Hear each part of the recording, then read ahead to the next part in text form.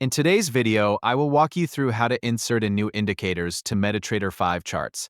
Start by making sure MetaTrader 5 is open and that you have at least one chart displayed on your screen. It can be any chart because the steps are identical for all instruments and timeframes.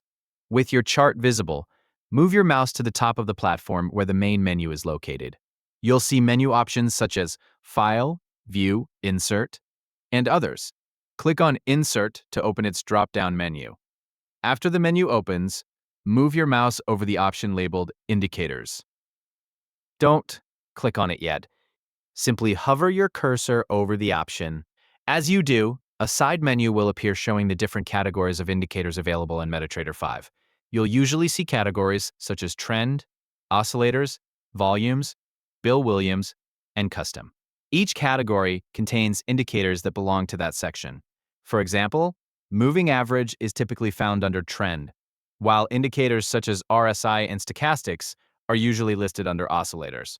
Any custom indicators you've added to the platform will appear under the Custom category. Take a moment to look through the available categories until you find the one that contains the indicator you want to use. Once you've located the correct category, move your mouse over it and then click directly on the name of the indicator you want to add. As soon as you click the indicator, a settings window will appear. This window allows you to adjust the available settings for that specific indicator. Depending on the indicator you've selected, you may see options for the period, calculation method, colors, and other parameters. Before continuing, review the settings shown in the window. If you already know the values you want to use, make your changes now. If you're unsure which settings to choose, you can simply leave everything at its default values. Once you've finished reviewing or adjusting the settings, click OK to apply them. The indicator will immediately be added to your chart.